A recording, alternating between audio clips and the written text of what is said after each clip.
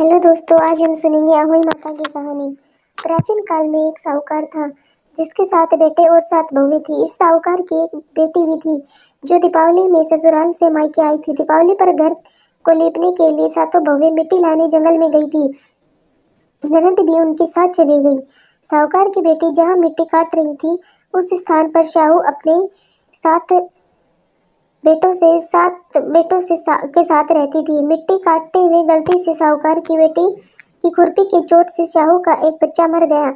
इस प्रकार क्रोधित होकर शाहू बोली, मैं तुम्हारी कोख बांधूंगी। शाहू के वचन सुनकर साहूकार की बेटी अपनी सातों भाभियों से एक एक कर विनती करती है कि वह उसके बदले अपनी कोख बंधवा ले।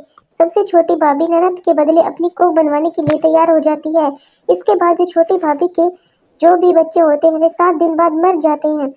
7 पुत्रों की इस प्रकार मृत्यु होने के बाद उसने पीड़ित पंडित को बुलवाकर इसका कारण पूछा। पंडित ने सूरी गाय की सेवा करने की सलाह दी। सूरी सेवा से प्रसन्न होती है और उसे शाहू के पास ले जाती है। रास्ते में थक जाने पर दोनों आराम करने लगते हैं। अचानक साहूकार की छोटी बहू की नजर एक और जाती है। वह देखती है कि एक सांप गरुड़ पंखनी के बच्चे को डसने जा रहा है। वह सांप को मार देती है। इतने में गरुड़ पंखनी वहां आ जाती है और खून बिखरा हुआ देखकर उसे लगता है कि छोटी बहू ने उसके बच्चे को मार दिया है। इस पर वह छोटी बहू को चोंच मारना शुरू कर देती है। छोटी बहू इस पर कहती है कि उसने तो उसके बच्चे की जान बचाई है।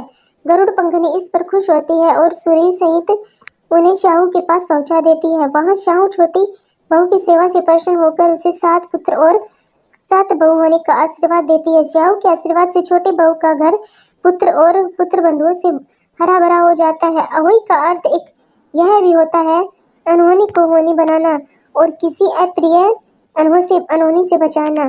Thank you.